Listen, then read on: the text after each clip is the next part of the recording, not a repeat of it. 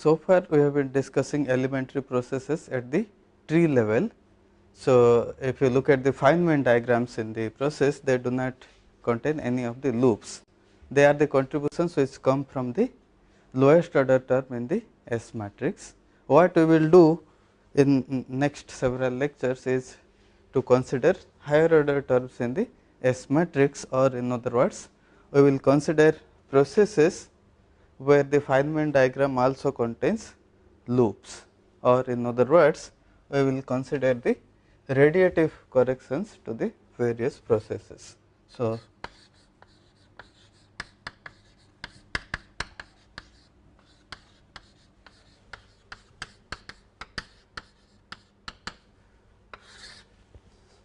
let us consider for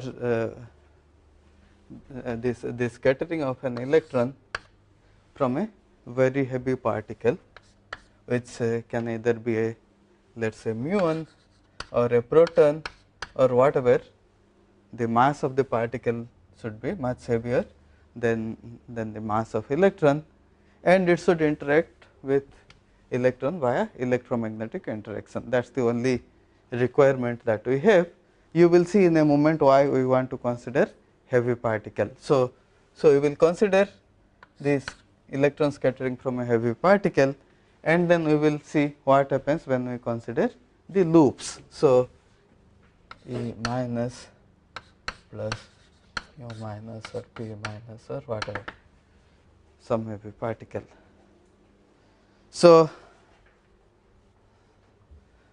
of course, the tree level process is, you have an electron. I will draw the heavy particle with a colored line. So, you have an incoming electron and you have an incoming heavy particle, which could be mu minus or proton or whatever, and they should exchange a virtual photon of momentum q, and then they scatter each other. This is the lowest order diagram. You know how to compute the cross section for this process. What we will do now is, we will consider the next order contribution to this process, and we will see what are the diagrams involved here.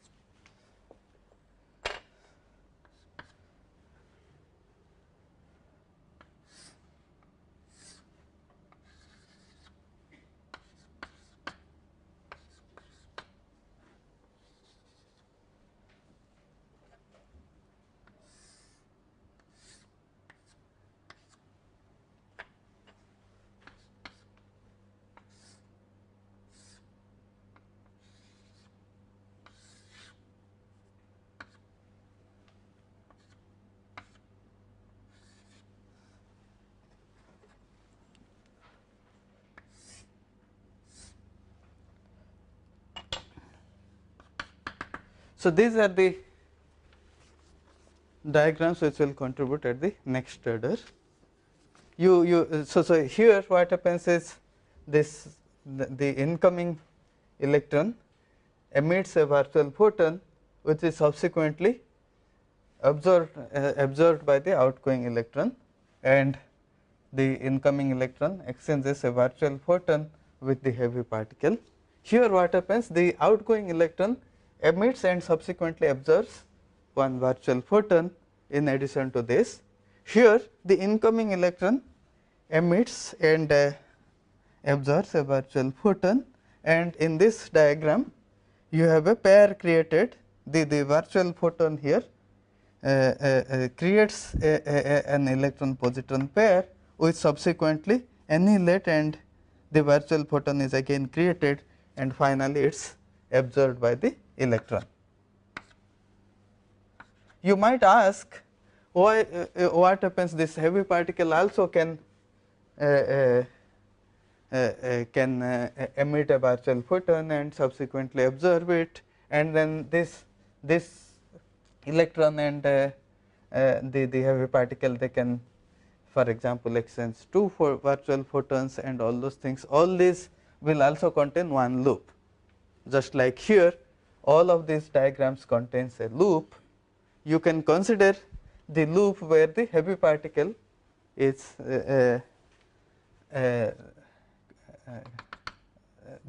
which involves the heavy a propagator of the heavy particle. But you might notice whenever that is the case, for example, suppose you consider a process which goes like this.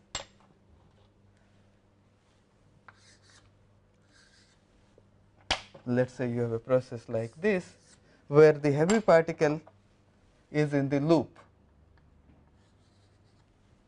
Okay, you have an electron,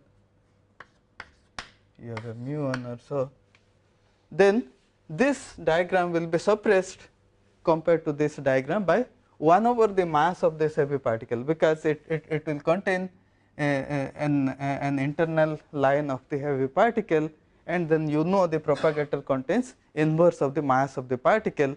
So that is why I considered the scattering of electron by a heavy particle. In principle, you can consider electron scattering at higher order and all those things. It's almost identical to this process, except that there will be more diagrams here. Here I am considering the scattering with an heavy particle because there are lesser number of diagrams. Other than that, there is no reason for us to consider this heavy particle in this thing. Only reason we are considering is that we can ignore these diagrams because they are suppressed by 1 over the mass of the heavy particle. So now we will focus on these various diagrams. Okay. The first one is known as the vertex correction. We will see that it will give a correction to the vertex vector here. The second and third ones are the external leg corrections. Okay. And then here the final diagram is the vacuum polarization, a virtual photon creating an electron positron pair and then subsequently annihilating, and a virtual photon is getting created.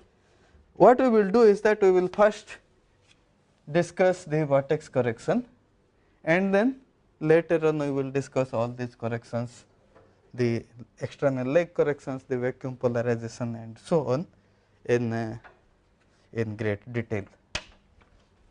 So let us discuss the vertex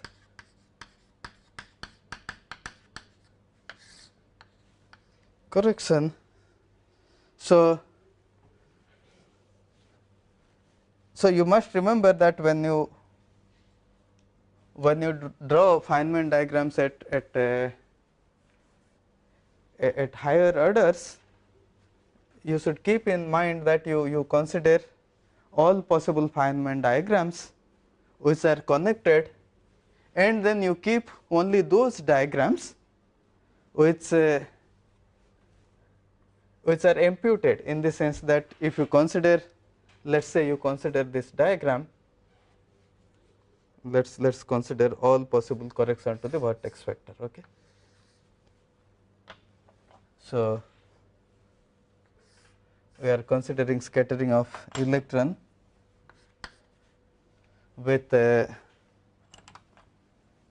with a heavy particle, the electron absorbs a momentum q, and then it's getting scattered. So, this is the lowest order diagram. The next order diagram which will give correction to the vortex function is this one. Correction to the vortex vector is this.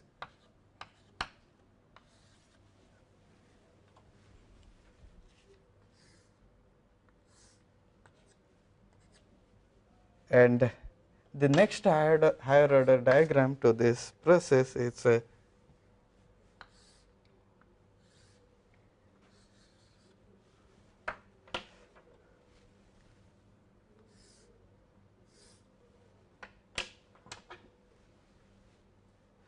you have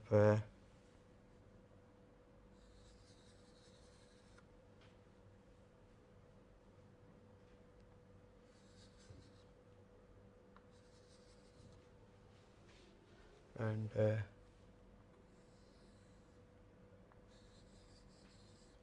this is the diagram in the next order, and so on. Here what I did is that I considered all the Feynman diagrams which are connected and then which are imputed, in the sense that if you remove any of these internal lines, you see the diagram does not separate into two complete pieces. Especially, just to give you an example, I am not considering a diagram like this.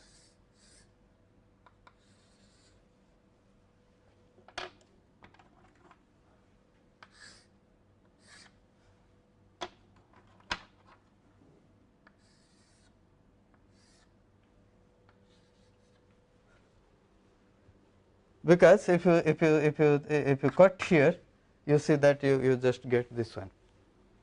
Okay, so that's the Feynman rule.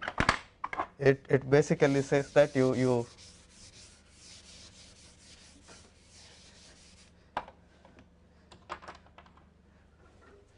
consider only these class of diagrams. They will give vortex corrections. I will represent this by this big block here. You consider this, you have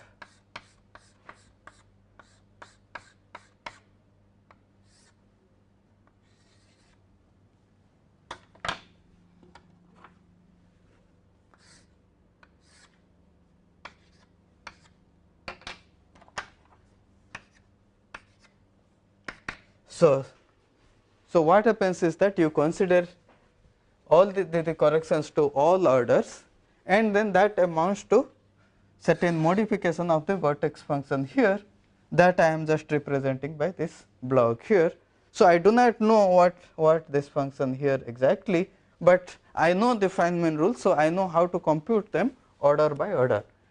What we will do is that we will eventually compute the vortex correction at one loop level, but before that we will see if we can get some general form for the vortex correction from general arguments. Okay. So, even before doing a one loop computation, we will see what general statement that we can make about the vortex function. Is this clear? So, let us see what we can say about the vortex function. You consider this, and if you so in other words, what we want is the following. You consider a process like this, we do not know what this vortex correction is.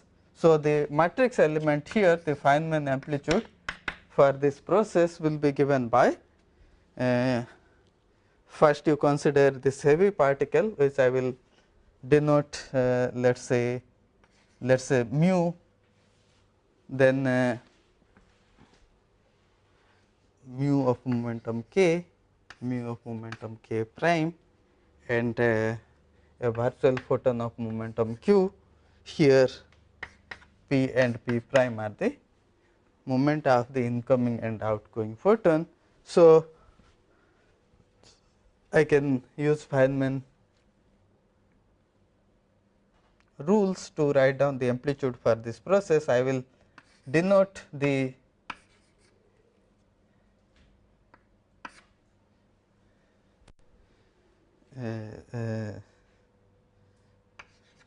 the solution to the Dirac equation for this heavy particle to be this, to be mu, and then so you have mu here, and then I e gamma mu for the vertex function here.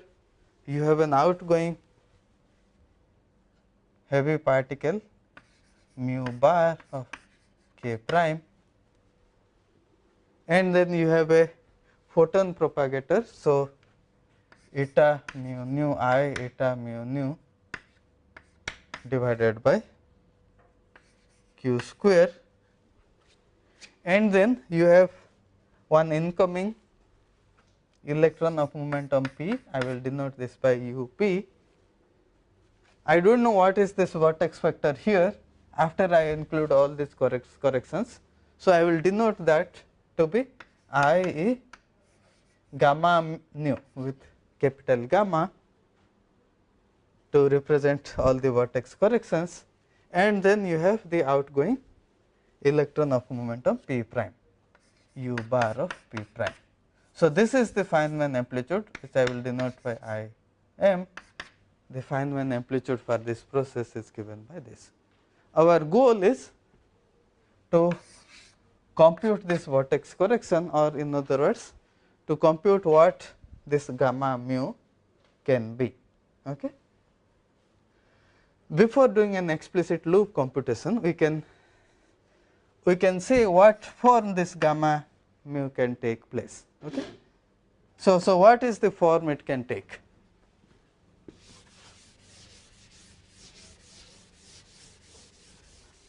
First of all, we can use various symmetries. For example, we can use the Lorentz transformation property for this gamma mu.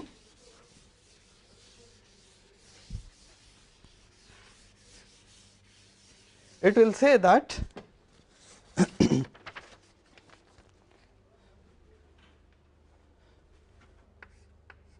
this gamma mu, which we know to the lowest order, what is the value of this capital gamma mu? It is small gamma mu. So it to lowest order it is gamma mu. Higher order terms, because it is a Lorentz vector here, it can only be a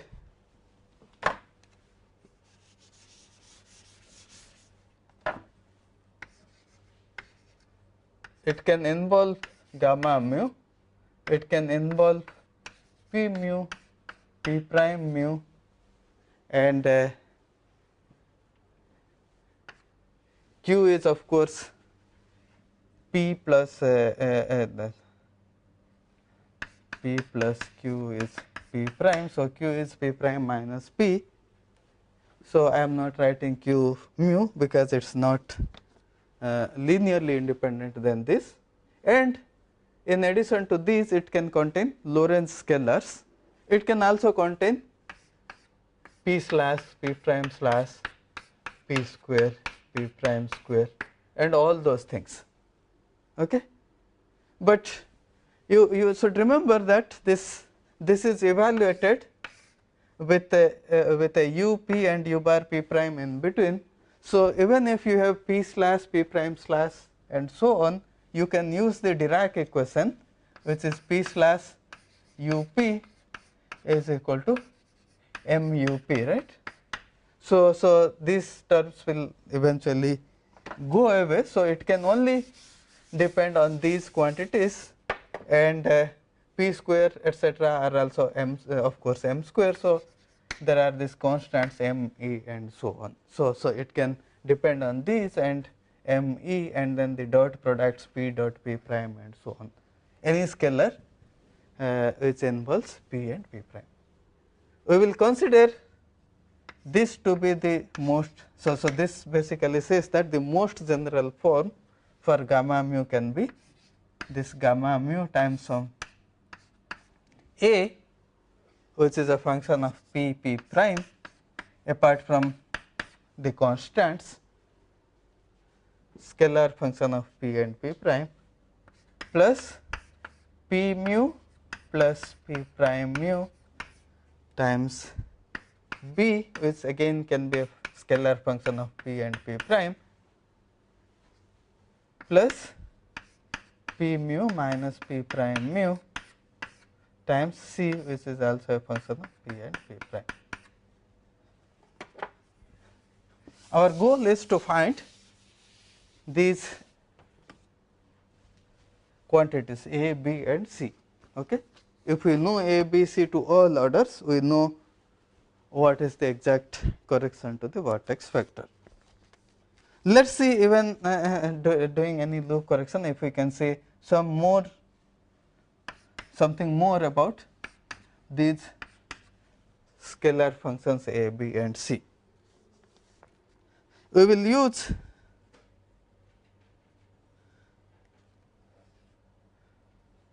what is known as the word identity, which we will prove later. It basically says that q mu gamma mu is to be equal to 0.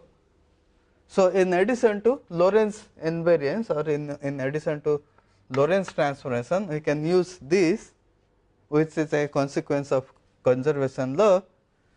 This basically implies that q slash a p p prime plus q dot p plus p prime b of p p prime plus q dot p minus p prime c of p p prime, this has to be equal to 0. Okay? Now, what is q? From this diagram, q is basically p prime minus p. So, if you look at this, q dot p plus p prime is basically p prime minus p into p prime plus p, which is given by, it is 0 because p square is m square and p prime square is also m square. Both incoming and outgoing electrons are on shell. So, this q dot, this is 0. So, this vanishes. What about this q slash? So this is an operator equation. So, you should evaluate it within this. So, if you consider u bar of p prime q slash u of p, then you can see that this is also equal to 0. Okay? So, let us just see how. Since q is p prime minus p, this is u bar p prime slash minus p slash u of p. P slash acting on u of p will give you m times u of p. So, this will give you m u of p, whereas p prime slash acting on u bar will give a m. So, this is just u bar p prime, this is 0. So, therefore, this also is equal to 0, whereas this quantity here is not 0.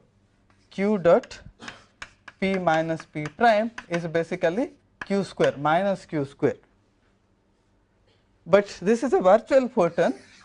So, for this q square need not be 0. In fact, if these are on shell, p prime and p and p prime are on shell, then you can show that q square in fact cannot be equal to 0 if you consider any virtual photon. The reason is the following: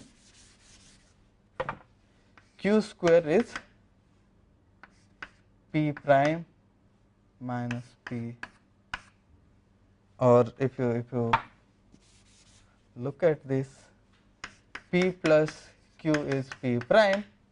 If you square this, p square plus q square plus 2 p dot q equal to p prime square, but p prime square is equal to p square because they are on shell. Therefore, q square plus 2 p dot q equal to 0. So, this basically implies that if q is not 0, then q square cannot be equal to 0, right.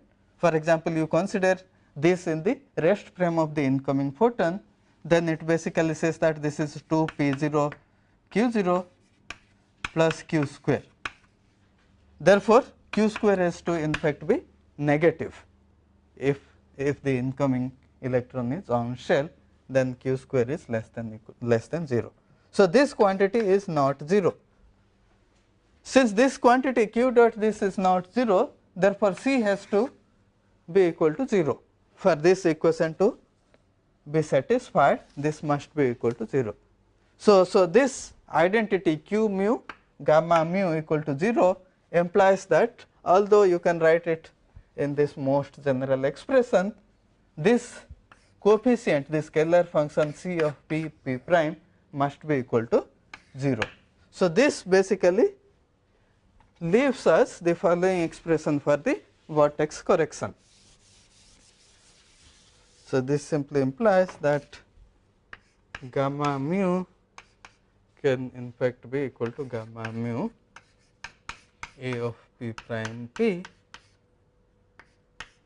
plus p mu plus p prime mu b of p prime p. Gamma mu of p prime p is equal to this. Okay. Now, what we will do is we will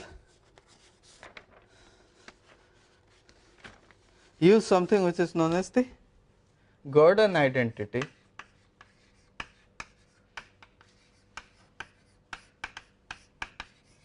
which basically says that u bar p prime gamma mu u of p is equal to u bar p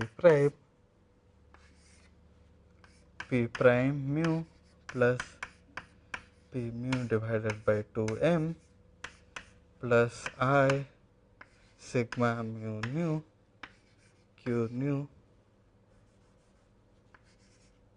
divided by 2m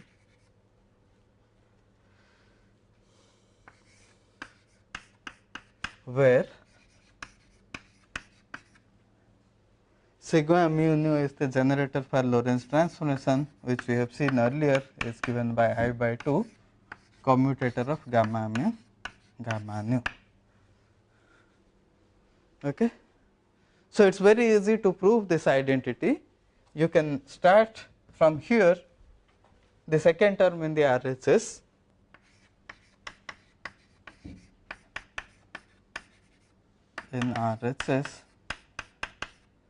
which is basically u bar p prime I sigma mu nu q nu over 2m u of p, all right, and you have to use the fact that q is p prime minus p. So, I over 2m, this will give me a I over 2 factor, I over 2, and then u bar p prime, then I will have commutator of gamma mu gamma nu, and q nu is nothing but p prime nu minus p nu u of p. This is what is the second term. So, this is minus 1 over 4 m and u bar p gamma mu minus gamma mu p prime nu minus gamma mu gamma nu gamma nu gamma mu p nu u of p. Okay. Now what do I do? Minus 1 over 4 m u bar p. Now you know I can evaluate this u bar p prime slash. This I know how to evaluate using Dirac equation. Also I know how to evaluate p slash u of p, right. So what I will do is I will use the Clifford algebra for the Dirac matrices to bring this gamma nu in the second term to the right, so that I will get a p slash to the right here, which will act on this u of p, whereas in this expression I will use the Clifford algebra to take this gamma nu to the left, so that I will get this p prime slash to the left, so that it will act on this u bar p. Okay. So once I do that, what I get here, I will get this is just 2 eta mu nu minus 2 gamma nu gamma mu p prime nu. Okay. Here minus, what I will do, I will flip this and then I will write it as 2 gamma nu minus 2 eta mu nu p nu u of p. So now it is very easy, minus 1 over 4 m u bar p prime. This I will get an overall factor of 2, and then this will give me p prime mu minus m gamma mu from here, and here minus this will give me gamma mu m minus p mu. Once I use the Dirac equation, this is what I will get. It is very trivial. Now you see that, now if you just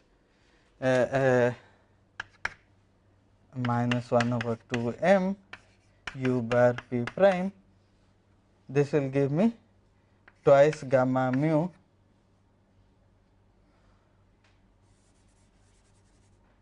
p prime mu plus p mu minus 2 m gamma mu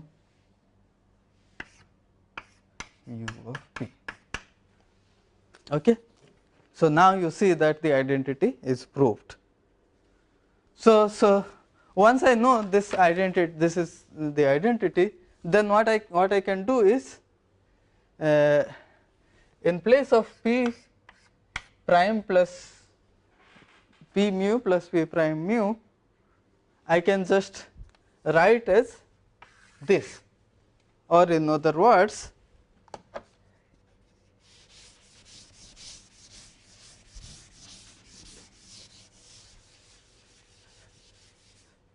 if I use this identity, then gamma mu p prime p can be written as gamma mu times f1 of q square plus I sigma mu nu q nu divided by 2m f2 of q square for some f1 and f2 as a function of a of p prime p and b of p prime p. Remember, q square simply means that it is a scalar function of p prime and p.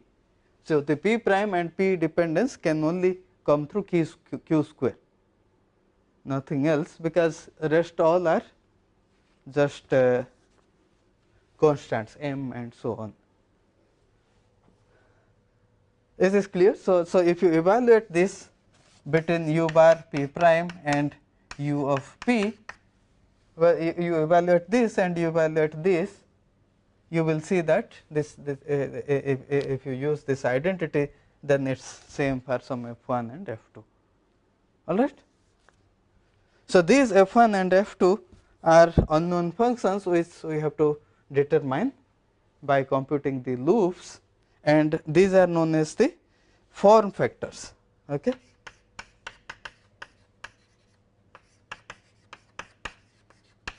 So, our goal would be to determine these form factors f1 and f2 by computing the loop corrections. What we want to know is, even before computing this, can we understand what contribution they give to various physically measurable quantities. So, that is what we will discuss in the next few minutes, and in the next lecture we will explicitly compute the correction to these factors, these form factors.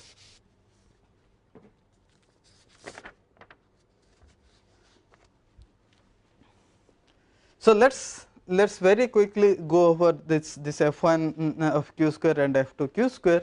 You consider the lowest order term here. We know to lowest order this gamma mu is nothing but this gamma mu here, right. So, therefore, the lowest order term for f1 of q square is just 1, and the lowest order term for f2 q square is 0. So, f2 q square to the lowest order, f1 q square is 1 and f2 q square is equal to 0. That's the first thing that we conclude from this general expression, and this also suggests that if you consider q goes to 0 limit, okay, non-relativistic limit where the momentum transferred from the heavy particle is 0, it tends to 0, then this f1 of q square will not receive any correction in this limit, whereas this can receive this can receive non-trivial corrections.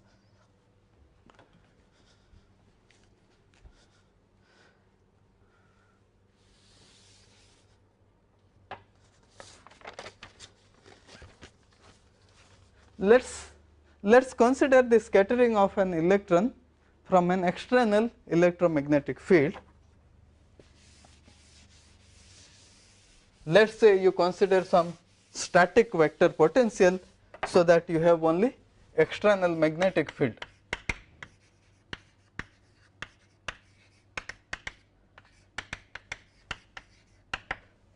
The electron is scattered from an external magnetic field.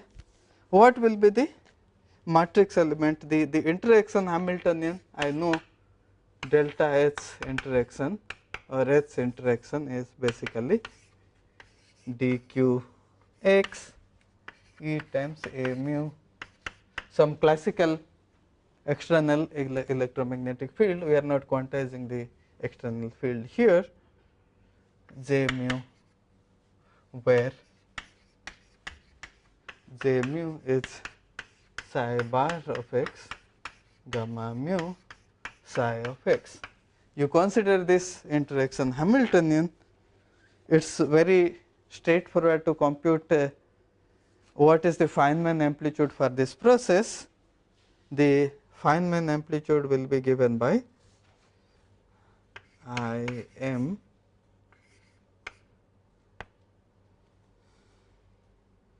so if you consider an electrostatic potential, then you just have delta p 0 prime minus p 0 will be given by minus I e u bar of p prime gamma mu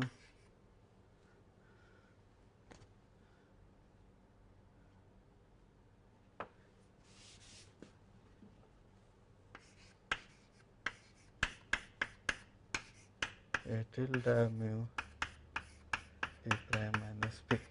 So suppose you have some external electromagnetic field and the electron is scattered from this by absorbing a virtual photon of momentum q, then you have an incoming electron of momentum p, you have an outgoing electron of momentum p prime, q is p prime minus p, a mu tilde is just the Fourier transform of the gauge field a mu, and the Feynman amplitude, you can compute the lowest order term in the S matrix, the Feynman amplitude will look like this. Now we know how to compute the vortex correction. So if you consider all the vortex corrections, then the gamma mu here will be replaced by the capital gamma mu here. Now what we will do is that we will consider the case when we have the when we have a static vector potential. So a mu suppose is given by 0 and a, then what is the Feynman amplitude for this process?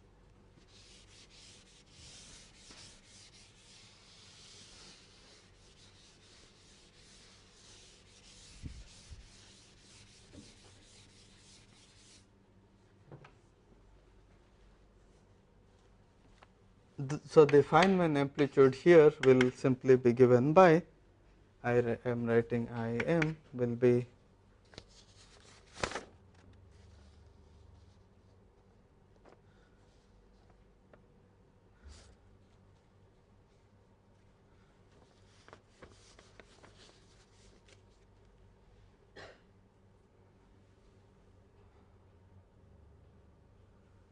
plus I a u bar p prime. Capital gamma mu will simply be gamma I here, gamma I f1 of q square plus I sigma I nu q nu divided by 2m f2 of q square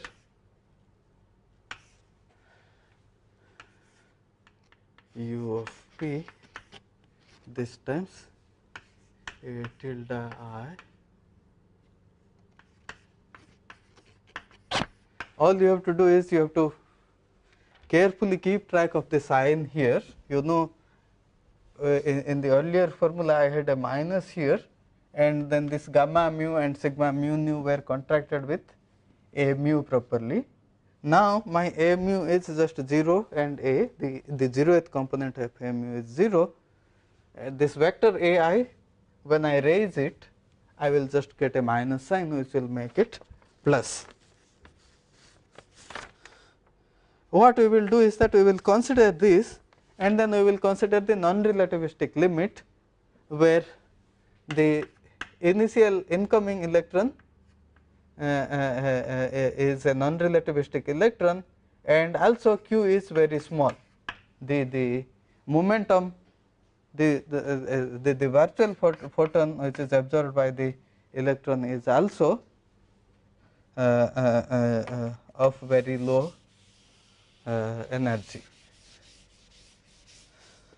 In this limit, we can compute this quantity here, the Feynman amplitude, and then we will see what this quantity looks like.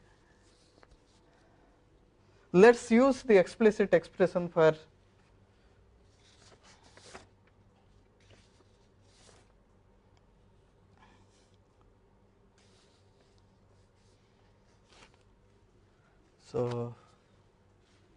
So what we will see, I do not think we have much time to evaluate this in this lecture.